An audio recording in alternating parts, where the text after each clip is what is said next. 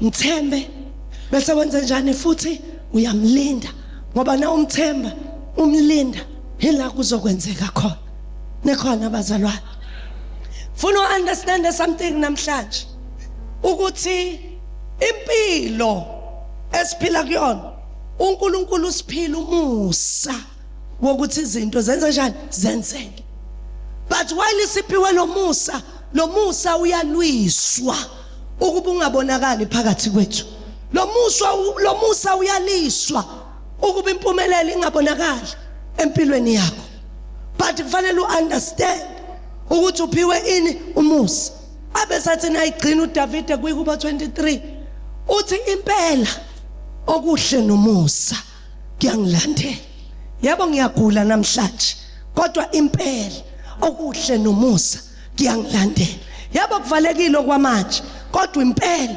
okuhle nomusa kuyangilandela so nangabe kuyakulandela okuhle nomusa hlala ulindele into zakho ukuthi zenzeke hlala ngethemba ulindele ukuthi izinto zakho zizokwenza njani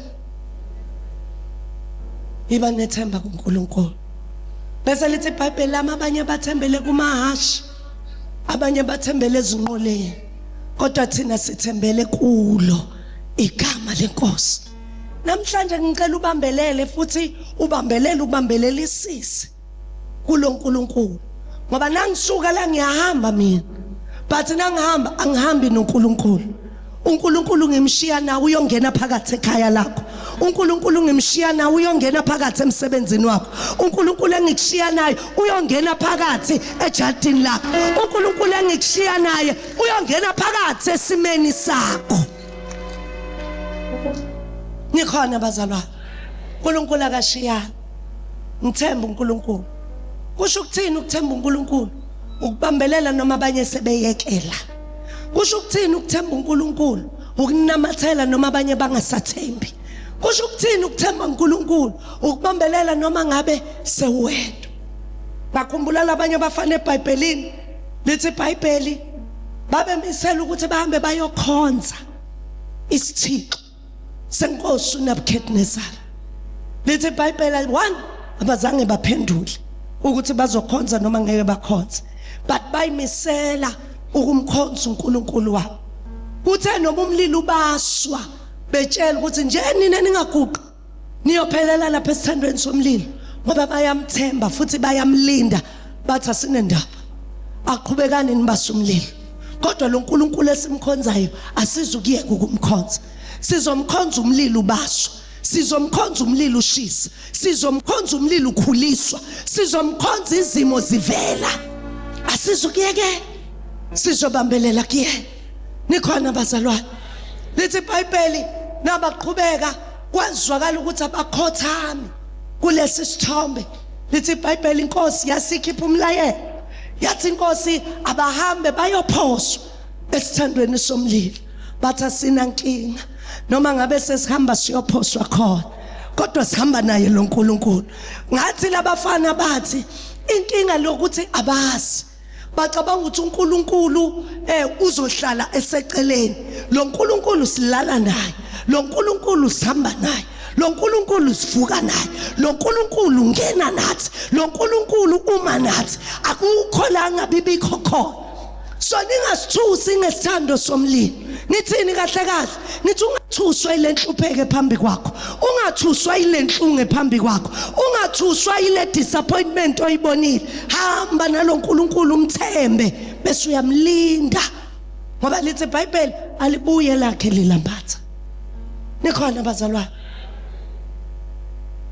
bazalwane lithi iBhayibheli kwase kuthiwa bathatheni nibaphosa but before babaphosa kwathiwa lo mlilo awuphinda phinde kayisikhombisa cela uyibambe le ndaba kwathiwa lo mlilo awuphinda phinde kayisikhombisa injalo impilo yakho na uthi uyaphumelela kuyaphinda phinda kube khona okunye okufuna ukuvela na uthi uyaphumula okuzayo kuba ngaphezulu kwalokho kwasekuqaleni fanele uunderstand ukuthi kunabantu abahlalele kubasa umlilo manje uNkulunkulu khona futhi uthembekile ngezikhathi zonke noma bewubasa umlilo uthembekile phakathi kwaleso simo lithi umlilo waphinda kasikhombisa base beyabanjwa bayophoswa emlilweni.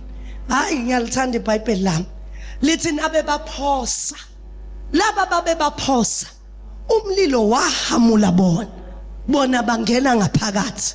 Hayi awusangizwanga Nkosi Jesu. Babaphosa. Umlilo awubathintanga. Bona bangena phakathi emlilweni. Kodwa laba bebephosa umlilo wahamula bona.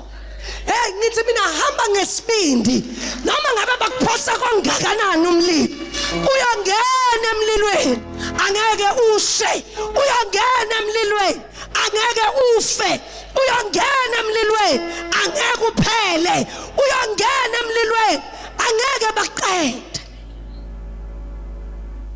That's why kungamelanga uyisabe izitha zakho ngoba zithi nasezilibizile igama lakho into ezingayazi ukuthi umlilo already uqalile uyihamulile.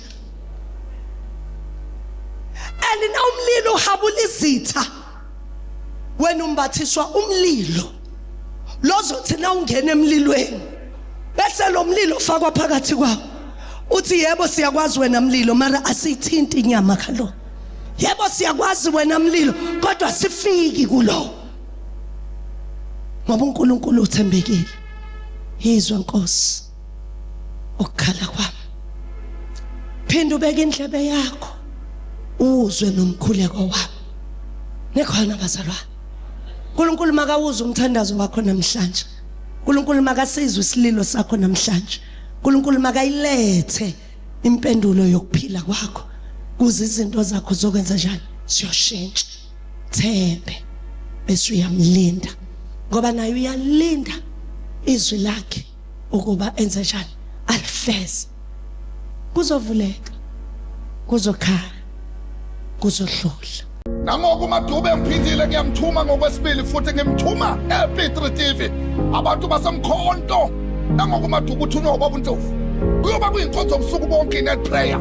Ulethe wona lo mshanelo wesima uyonlethe lo mshanelo uyoshanela inhlupheko ushanele nabathakathi ushanele nalesiqinto ushanele ngisho nalamashongololo nalamavukuzane 14 of November eP3 TV Mkhonto ngisho khona lapha eholweni inet prayer noMadube. God bless you. Shalom shalom babukele emakhaya. Ubaba uMphostoli uzongithumelela uMadube uzonivulela ioffice futhi lapha endaweni yaseShowe ngomhla ka3 kuNovember 2025. Ioffice liyoba khona lapho ku53 Osborne Road Block C room number 2 kwibhilidi eligrey ekuthiwa ibhilidi labameli opposite Bayethe Express. Bantu baseSwatini mina baba uNdlovu la ngithumela umuntu ukuthi amile liqobo lwami ngiyaqala kuletha inkonzo yentsaba. Ngiletha insaba yaseSwatini sonke emaswati sokhuphuka insaba sowendana sifika letule entsabeni siyothinsita inhlupheko. Uthinsita inhlupheko uthinsita ngisho lethi kweleti. Uyabona wena nje kubungibukile kunomuntu lo waboleka imali uhamba ukunqwilisa ethi ukweleti ngemali kayibolekile. Wena nje kubungibukile kunomuntu lo thinsita inhlupheko wathinsita nemhlabathi wasemathuneni tukwakho wathinsita nemithi tukwakho. Njengoba ngiyite eSwatini ngilethe inkonzo yokuthinsita inhlupheko ngitoba ngifikele khona laphayana eMafuso Trade Center ngomhla ka12 of December usuku bonke. Kanti-ke na ubuyele ekhaya ekuseni ngicela wonke umuntu into ondlule esandleni sami ngitokupha umshanelo uyofika nalo mshanelo umshanele lihlupheko ushanele bathakathi ushanele tikhofa ushanele yonke lento lebophile lapha ekhaya iyanqabanisa ivalile iphula tingo lento leni ikhala lasematheleni uyoyishanela. Asihlangane khona bantu baseSwatini. Shalom to all our viewers at home. Nibingelelwa nguye uMadube. I'm here to remind you, I am so excited. I'm here to remind you again to say Push Conference is still on. We had a wonderful time Johannesburg, Sino Cindy Ndombela, kanye nabazalwane. They came all ready, all prepared, all dressed up in their black and red. So ngizosho kuwena muntu waseMpumalanga, ngizosho kuwena muntu waseSwaziland, ngizosho kuwena nina abantu base Durban, KZN namaphethelo ukuthi definitely Push Conference is coming on your way. Nansi into engicela ukuthi ungakhohlwa itheme yethu ukuthi it's a red and black. Kanti ke sobe sesiyivala khona eDurban ngayo umhla ka7 November lapho kuyoba ubusuku bonke 6 to 6 siyobe sinaye ke singapushi sodwa siphusha naye uDumi Mkokstadi asho athi umoya oyingcwele.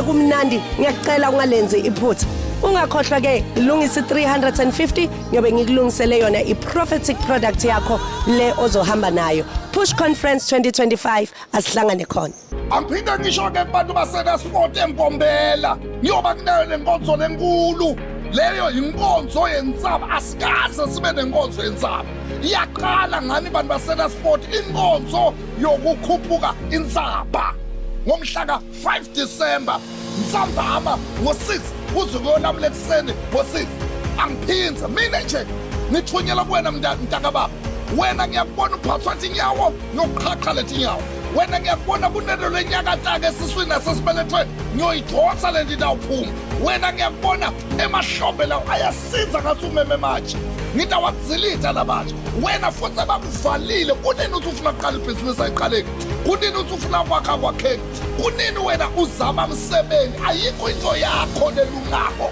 uzama longa kulungu uzama longa kulungu uzama longa kulungu ngiqala ukukhuphuka nawe inzaba ngiyokuvulela tingoda mina lo ngitakutsinsita lehlupheko ngitakutsinsita abangani lababi ngutsintsita lelihlobo leti-wrong ngutsintsita nalabantu labahleka nawo kazi ngibona babophile muthi bantu bakithi bawusebenzisa wena bakuvale ngemuthi asikhuphuka inzaba ngomhla ka 5 December Nsambama ngo6 uzukuyolabula ekseni ngo6 ngicela ukuthi ngigijime ema-office niyocela ama-transport bantu abamata nikhiphela ama-transport ema-office ngiyite na-sport ngitoba nginenkonzo ye-1-on-1 ngitawuqala ekuseni ngo-12 emini ngo-12 ngiyoba ngibona abantu one by one lothi baba Ndlovu ngifuna ukuqoqa nawe nje ngicela fone khona manje lothi baba Ndlovu ngicela face to face sibe sobabili ukhulume nami ngikhulume nawe ngicela fone khona manje emini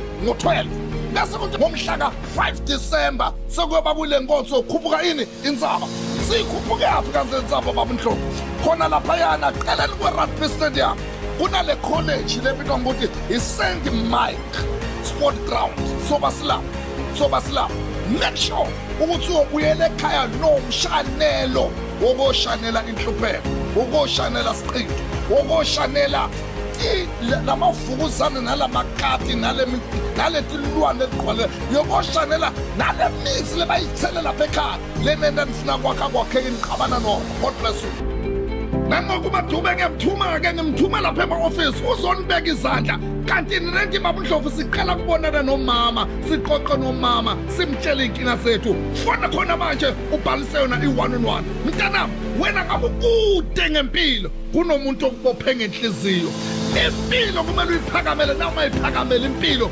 uyohlupheka uziyofa ungakhohlwa kuphatha inhlabathi umhlaba walapha eyadini uze nawo azowuthandazela awubusise ngoba ezinye zezinto ezibopha abantwana babo zilapha egqekeni ezinye zezinto eziniqabanisayo zilapha eyadini ezinye zezinto ezinenza ubomi bungaqhubekeli phambili kungoba kunomuntu wathatha umhlabani wangowuthakatha ngicela-ke uphuthume uye kulama-ofisi lalandelako Rustenburg abagijime be-ofisi abantu base-Rustenburg kuyena lo November kanti nabantu base-Pretoria e-CBD yanini khona niyohlangana noMadube kanti nabantu base-Springs e-CBD abagijime baye khona ofisi bohlangana noMadube kanti nabantu balaphana kaMhlushwa uMadube uyofikela e-ofisi leti phakathi esontweni laphana kaMhlushwa kanti abantu balaphana eSwatini kaManzini gijimani nohlangana noMadube khona lapha e-ofisi abantu base-Bakersford gijimani nohlangana noMadube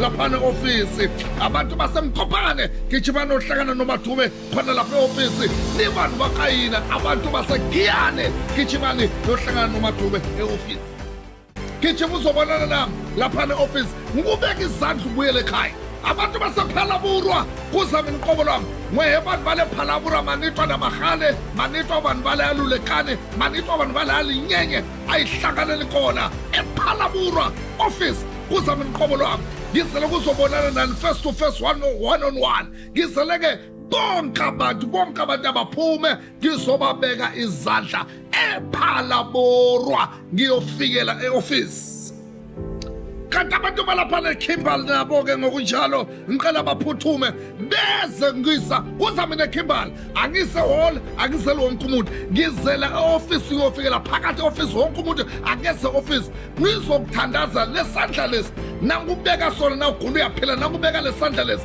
nangabe izinto zivalekele ziyavuleka nangubeka lesandla sami ubuthakathi buyathetha phezu kwempilo yami Kimberley I am coming for you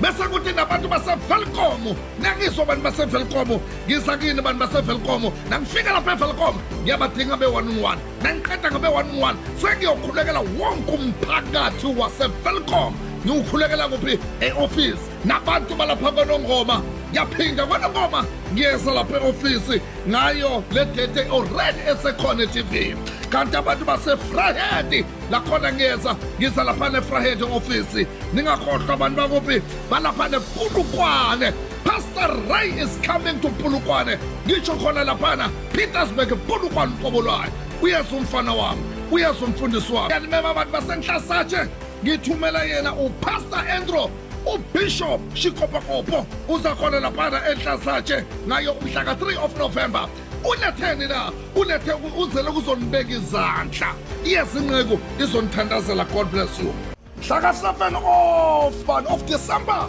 ngo-10 ekuseni ngithi baba uNdlovu yababika bonke abantu abaphelele kuphi eThekwini ngizoba nginenkonzo yokushanela ihlupheko mina ngizawuphuma ngomoya ngiyongena ekhaya lapho ngiyofike ngishanele lento lengiyibona lapha egedini mina ngizawuphuma ngomoya ngiyongena phakathi egqekeni kwabo ngiyoshanela le mithi abayiqhelile abathakathi mina ngiyophuma ngomoya ngiyongena ekhaya lapho ngiyoshanela lesiqitho lesinenza lingaphumeleli ngiphinde ngiqabane nona ngomhla kabani ngomhla ka-7 ekuseni ngo-10 ungakhohlwa nawubuyele ekhaya ngizokupha umshanelo uyobaba ngesandla ufike ushanele ngawo awufani neminye imshanelo hlukile lo mshanelo uyoshanela kuphume namabhodlele labe bawugubhele lapha ekhaya bese ningakhohlwa-ke wonke amabandla kwethu in South Africa and outside of South Africa nihambeni inkonzo yokushanela ihlupheko niyonanda lo mshanelo niphinde niqede lapho-ke manje nibekwe izandla hambe esontweni uyobekwa izandla eJohannesburg eNelspruit eSekhunda eWitbank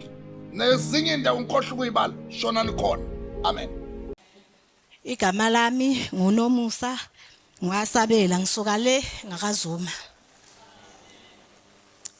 bekunomama uMadube bekumhla ka-31 kuJuly eMpongolwane endaweni yaseNdalini ngihambile wafike wangikhulekela umama wathi asikhipha amakhadi sikhipha ama-ID ngikhiphile ngangiphethe ikhadi laseNedbank ngiphethe i-ID kuphela kothe nge-22 sahola emsebenzini yangena nakhona imali yathi ngayisebenzisa yonke because kwakunezidingo zakhona kuthe ngoMonday ngiphinde eshowe mangiphinde eshowe ngangena eShoprite ngathenga amaqanda mangithi ngithenga amaqanda kwibalance yami kule mali engangishiyile ithi 2000 nemali kodwa mina bengishiye 1000 nemadlanyana nje sengiswaphila amaqanda nalezinye izinto engiswaphayo kodwa ibalance imile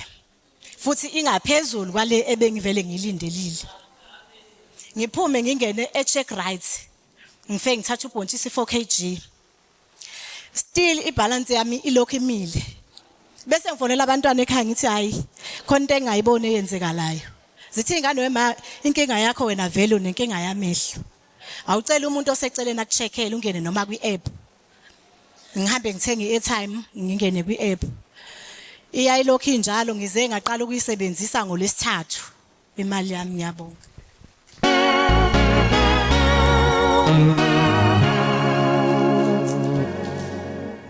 Alibongwe igama lika Baba uNkulunkulu basabana. Loyo khulumayo uNtombi wakwambatha khona lapha enkandla esikhaleni sebomvu. Bazalwane ngizophakamisa ugcobo luka baba umpostoli uNdlovu nomama.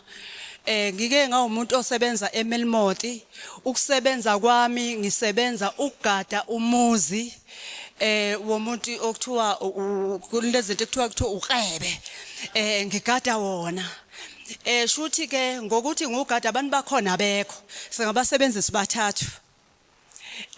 Laba basemaceleni abangesihlobo la ekhaya ibona abasijajayo ukuthi ngesikhathi esukuthi asenza ukuthi ngesikhathi esukuthi akwenza ukuthi ngabe sengiphuma kulabo abantu abathathu ngedwa ngathi cha angiqashwanga yini futhi anihlobo la ekhaya anizongitshela lokho alibonga igama lika Baba uNkulunkulu. So ke abantu basendaweni ngoba ngamqonda lo umama owayengathi uyena usomaqhuzu okhulumayo kwabe sebethe abasendaweni engathi uthinto omunye insuku zakho zizobalwa kwasho ukuthi bese ngimbonile ngibabonile kwa TV ngaphikelela ngaye eshowe ngihamba ngibuza ngacinga ngaze ngakhathala. Kwathi kusuka ke engixhumana naye efonini engithatha lapha ku TV kwakuvaleka indlebe kimi ngisezwa. Ngikhulume manje esengikuphi manje ngenze njani angisezwa. Zavaleka nya indlebe zingangiphathi. Ngathi ngisuka ngathola omunye usisi odayisa amaswidi ngathi sesicela ukuthi ukhulume nalo mina ngikuzwa. Umlayela ukuthi laba bantu bakuphi nangempela. Wabe sengilayela lo sisi ukuthi hayi thi waphuma kanje kulapha ya ngaze ngafika eshowe ngathenga ama product ngabuye ngasebenzisa ngathenga neskipa neswayi namanzi amanye ngase ngathumela khona enkandla ngathi ayifike untobazane yami ufike uchele lapha ekhaya kwathi engakaphela amaviki amathathu ngezwe kwathiwa umama ushonile. Ukuthi kanjani ngaso umuntu ade phila noma besethi uyagadla ugadla kimi kanti ugcobo lika Baba uNdlovu selungamele alibonga igama lika Baba uNkulunkulu. Ngathi ngisamangazwe yilokho bazalwane yayifana ingane yami mama manje asazi ukuthi usenze njani lapha ekseni ngithi ngivula umnyango lapha khona impethu ziyanyifika nje zithi ngithi shutha ngizobona ashuthi ushibe ngeke hawu izimpela kathi thatha iswayi namanzi lawa sekhona wathosa siwaqede kathi thatha iswayi uchele siyasaba ukuphuma ngachela bese uthula uthi thu babechela mayethi yobheka isekho impethu bakwethu impethu iqhamuke endaweni enjani bazalwane ebolile kanti angakaqethi imangaliso zakule ndawo engikhuluma kanjena ngoba ngizethemba ukuthi vese namhlanje kuzolanda into zami.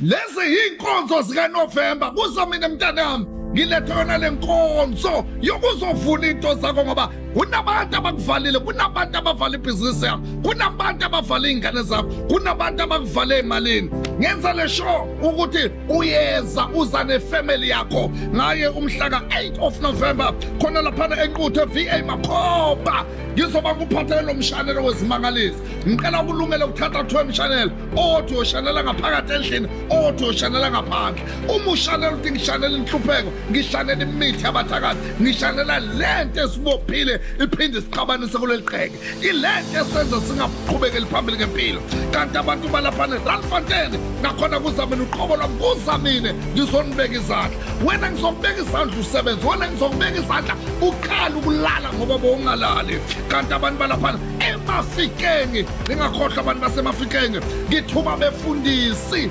bazozempela befundisi base lo uzondithandazela eMafikeng bazofikela kuphi na khona lapha kulela hall eParolong Community Hall Parolong Community Hall balethe yona ikhalenda ya 2026 baphinde ke balethe nale phanjeli ebeniqelile abantu base Islandane kuzamina eSlandane Como Hall ngicela bonke abantu base Islandane iphelele, I'm coming to East London, ngizonibeka izandla eSt London, ngizamlanda umntanakhe abamthwebulile, abamvalele ebhodleleni, abamvalele eOtrop, abamvalele ethidini, ngizamlanda ngegama likaJesu. East London asihlangane khona, uzobuyela ekhaya nawe umuntu waseSt London uphethe umshanelo wey'manga. Port Elizabeth khona lapha ehholo eDaku Community Hall la sihlala ngifikela khona ngayo umhla ka-21 ekuseni ngo-10.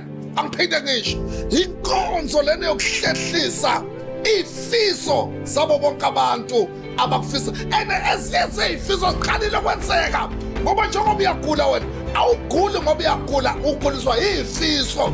Abanye bakubopheka enhliziyo base basho ukuthi soke sibone 28 of November khona laphayana eKlerksdorp eJobethina 10 o'clock ekuseni sinilethela ikhalenda ka 2026 ikhalenda ethi Jehova yilwa nalabo abalwa nami, ikhalenda ka 2026. Ake ngibakhuthaza ababukele emakhaya ukuthi le khalenda le nizayilanda ema-office. Ngicela ukuthi abantu baseLimpopo nabantu base-Northwest nabantu base-Free State bomhla ka-1 hamba yolanda amakhalenda awu-4. Ngicela wenze sure ukuthi uthatha amakhalenda awu-4 uphathe loyo 300 rand uyothatha amakhalenda awu-4. Iyasebenza le khalenda, nangu umuntu oqeda kufakaza. Sondela unganqeni ungesabe, angiphathi ke ekhalendeni biza ngomthakathi ngakho konke ngekhalenda. Kwavuthuka abangani ebenginabo, kwavuthuka anything ebekukhona. Amen. Ngenxa yekhalenda kuphela. Haleluya. Ayibonge inkosi.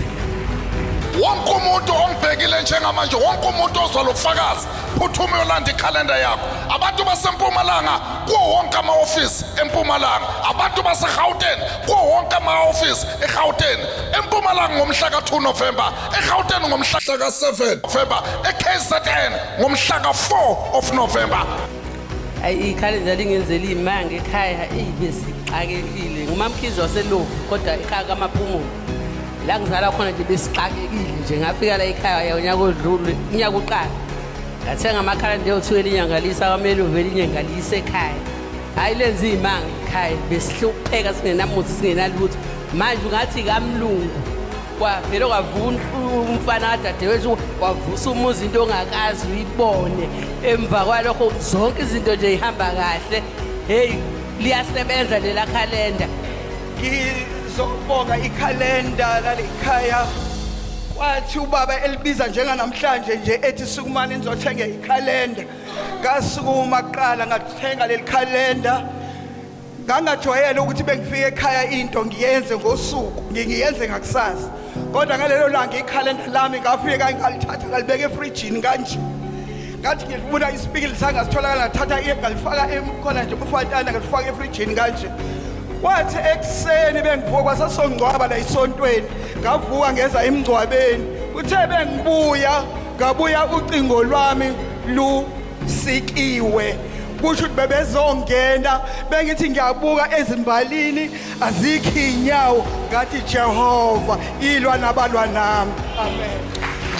Iyo le khalenda ngithi kumele ihambe iyongena phakathi endlini yakho, kumele ihambe iyongena phakathi ebhizinisini lakho, iyo yongena phakathi ekamereni lakho, phakathi edining room, phakathi esitting room. Le khalenda le izawulwa nalaba abalwa nawo. Kwamanye amakhaya kunemimoya, kwamanye amakhaya kunamathunzi, kweminye imizi kunento ehamba phezu kwamathayela, kunento egijima phakathi endlini. Ngithi namhlanje siyakhuleka siyibandla, sithuma le khalenda, singena phakathi endlini yakho ngale khalenda. Yonke into ephila phakathi kwalele khaya iyaphuma ngegama likaJesu. Asiphakamiseni izandla bazalwane, sisalule izandla zethu as a church of God.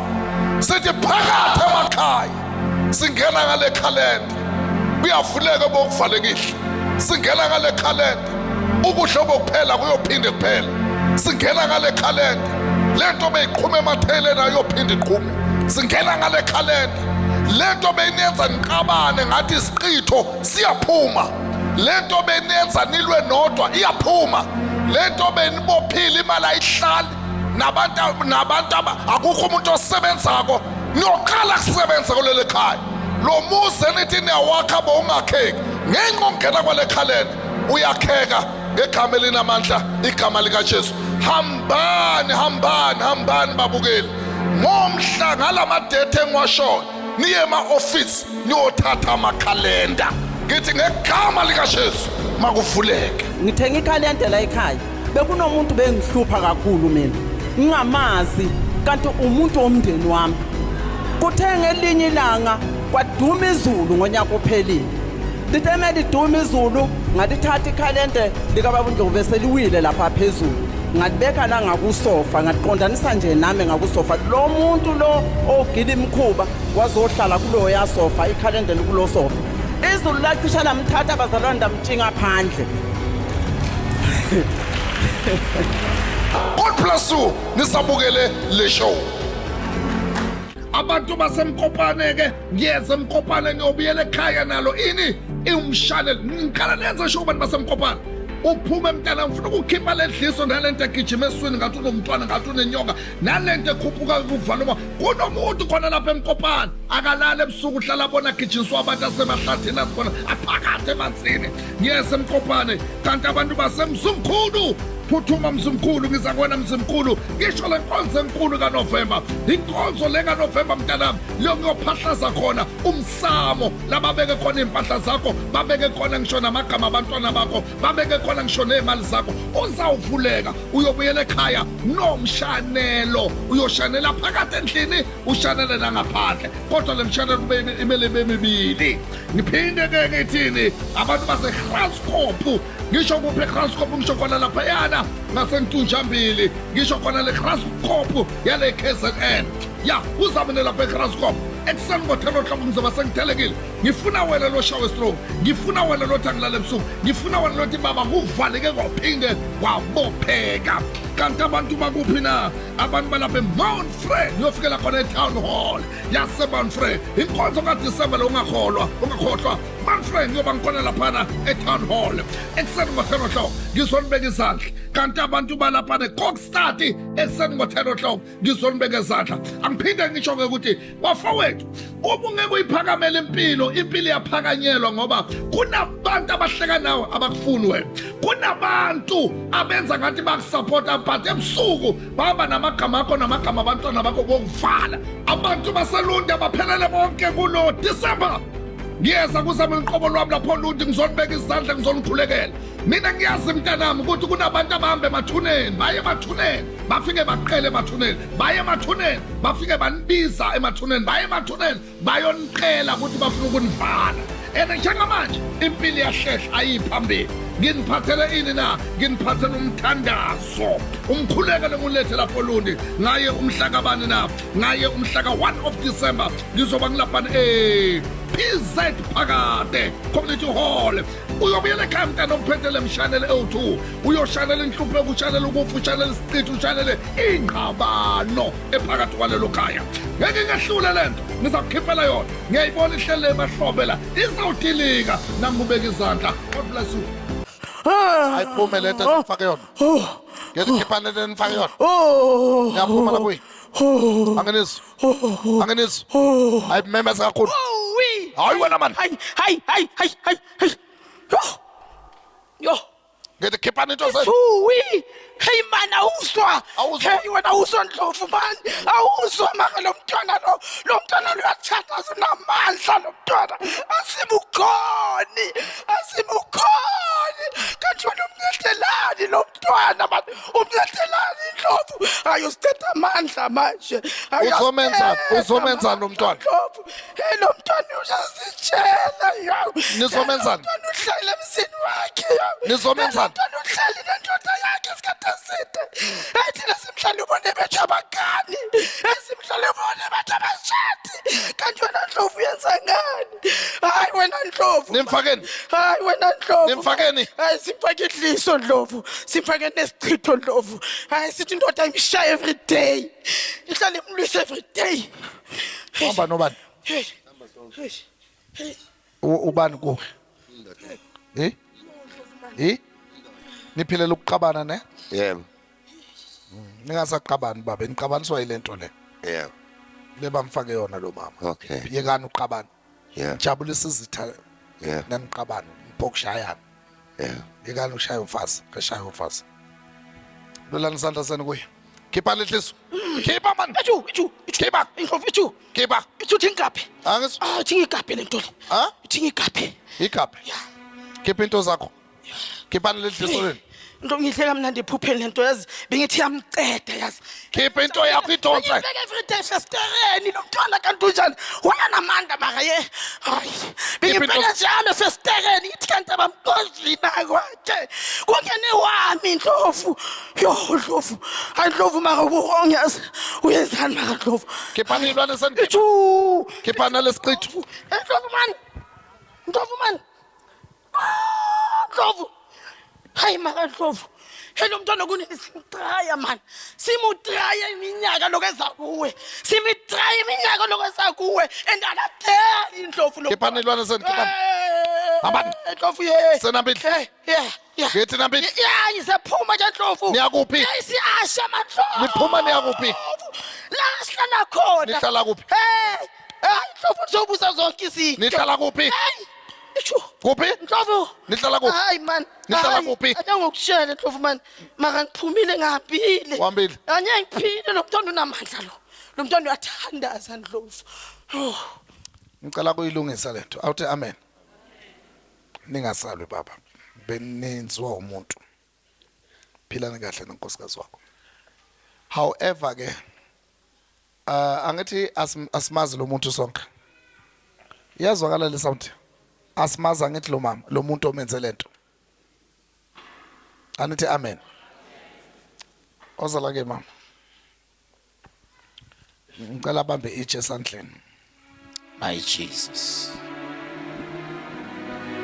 Mighty God.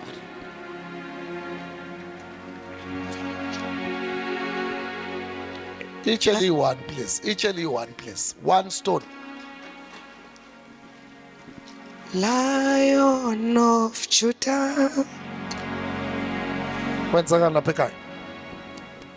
Sometimes ubaba uba nesidina sami noma ngikhuluma naye uyangidinekela. Engaphinda kudinekele yezo. Nabantwana bami Wenzani? banokuthi bangidinekele sometimes bangithanda ngazi kusuke kwenziwe yini. Sometimes bayakuthanda. Sometimes bangidinekela ngikhuluma nabo. Vula izandla. Faka itshe. Lulani izandla zani kuye. Mama, leli tshe lenkuphela ona leli. Uzofika nalo namhla ebusuku ekhaya. Uthandaza uzula urotate indlu noma ijarity. Ubiza igama lika Jesu. Uthi lo muntu ofaka umuthi la. Lo muntu ofaka izilwane la. Lo muntu ofaka ubuthakathi la. Namhlanje umshanga lelitshe. Kuyothi na uqeda uzungeza lela jarity ufike ekhoneni. Uthathe lelitshe lela. Uthi namhla ngishaya yena ngishaya namabhodlela emithi. Ngishaya yena namabhodlela ani emithi. Thathe lelitshe lishaye kakhulu phansi. Glory to Jesus. Now uqeda kulishaya liyekele lelitshe lihlale day 1, day 2, day 3. Day number 4 ufike ulithathe lelitshe. Ulithathe nomhlabathi wakhona. Phumele ngaphandle uhambe nalokude uyothi sengizolahla inhlupheko zakulela khaya. Ulahle lenhlabathi nalelitshe. Hamba mama. Uyoshaya inja kuvela umnikazi. God bless you.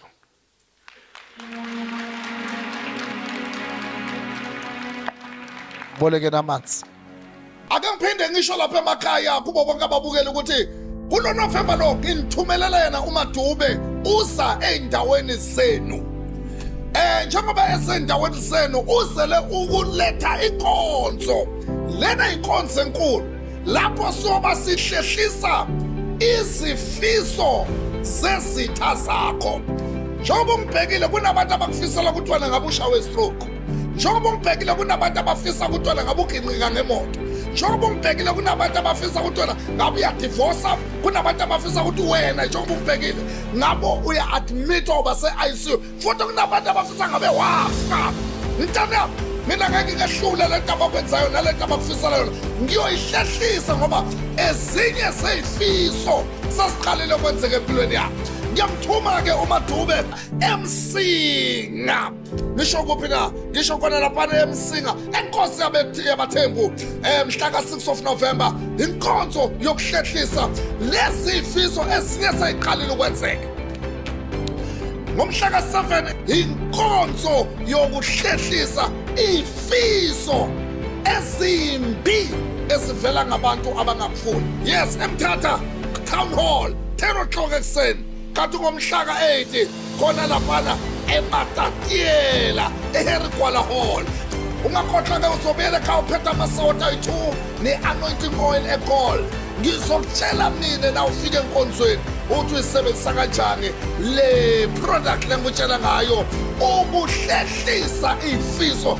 inkonzo yokuhlehlisa ifiso zabantu abakusondayo kanti-ke ngomhla ka-13 sikhona silaphana ulaphana eBethali uMadube Bethel Town Hall siye khona laphana ophongolo eQotshane Community Hall ngayomhla ka-20 21 Peter Marisburg net prayer khona laphayana eThabizole esontweni lami ngithi uMadube uzoba nenkonzo enkulu yokuhlehlisa izifiso zabantu abakusondayo bantu baseThabizole bantu baseDindeli bantu baseFrance bantu balapha eThelas bantu baseSkopho phelelane eThabizole kuyoba kuyi-night prayer ngomhla ka-21 of bani na ngayomhla ka-21 of November 6 to 6 and then-ke bese siba nabantu basempangeni empangeni ngithuma yena uMadube uletha inkonzo ye-1-on-1 uyohlala nani aqoqe nani khona lapha e-ofisi lethu lasempangeni ya ngayo umhla kabani ngayo umhla ka-27 of November lapha kule nkonzo ye-1-on-1 ngicela ukuthi bonke abantu bafone njengamanje njengoba ungibona ngikhulume ngiba ubuqingo lwabo ngikubhalise ukuthi uyeza ku-1-on-1 kanti nabo bonke abantu abathi thina asifuni 1-on-1 sifuna ukubeka izandla abaphelele ofisi lasempangeni ungakhohlwa ukuthi ngikhuluma ngaso isiqitho ukuthi wena baqithe kuma-relationship baqithe kumlungu wakho kuzonda noma wenza kahle umsebenzi baqithe nasey'nganeni zakho azibuye ekhaya azikuthandi azikufuni azikusapoti November mhla ka-7 ngiza eBergville ngizokhipha leso siqitho mama ngizokhipha leso siqitho baba leso uqithe kakhulu emalini imali ayikufuni yakubaleka ngiyofikela khona lapha eBergville Sport Complex night prayer ubusuku bonke kanti abantu base-Akhona Hoek zirinzeleni nabuya Akhona Hoek ntabani ri na n'wina hi ti 14 of November i-night prayer e-Akhona Hoek khona laphayana e-college la kuhlala ngifikela khona ngizoqosha umoya wesiqitho oqitha emalini imali ayikufuni wena imali yakubaleka noma iyathengisa kuyabona noma iyathengisa abathengi ngoba baqithile emalini so i-night prayer lapha e-Akhona Hoek ngilindeleni bantu benkosi ngomhla ka-1 of November eSoshanguve ngilethe yona inkonzo yokuqosha mina isiqitha abakufake sona esukuqitha emalini asihlangane eSoshanguve Block KK khona lapha esontweni ngo-10 ekuseni bambani isikhathi ningakhohlwa ukuthi ngingakujabulela kunibona ku-1-on-1 ukuze ngikusize kahle face to face ngayomhla ka-6 bantu baseStinga ngizofikela khona lapha eTown Hall ngomhla kabani ngomhla ka-6 of November eStinga phelelani bantu baseStinga ngayomhla ka-22 of November ngizofikela khona laphana eMzingisi Square Hall elokishini angiphinde ngisho abantu baseQueenstown asihlangane ngomhla ka-2 ekuseni ngo-10 phuma nino asihlangane kuzame ngizonibeka izandla ngilikhiphelele ngiphinde nginithele nangamanzi 27 of November kuzamile laphana ebalahleni eWoodbank ngilethe yona lenkonzo uqosha isiqitho ngisikhiphe kuqhumule lesiqitho lesibuvale emalini cela niphume nonke nizothola amanzi wami nonke ngonithela ngamanzi kodilika lo mhlaba owuzwayo la nonke ngonithela ngalamanzi kuyophuma lento oyizwa ngathi ispider wem lebusweni babo emveni kwalokho imali izovuleka. God bless you.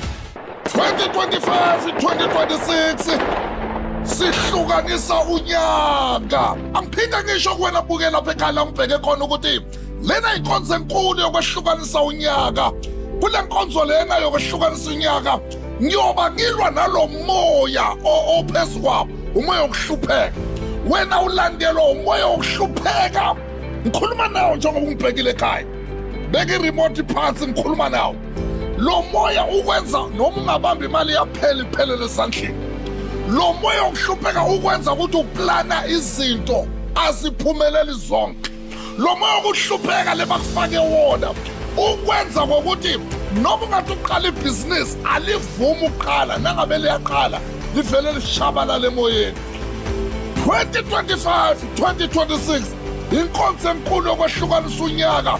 Ngithi kuwena mntaka baba, mina ngikufuna le eThekwini ngoba ngiyoba ngikuthintitha, uyothintithwa yimi. Ngiyokuthintitha umoya wehlupheko. Kunini uthi uyayakha le ndlela yakheki? Umoya wenhlupheko loyo. Kunini uhola namhlanje after 3 days kumele uhambe uboleke imali zabantu ukhuluma nomuntu.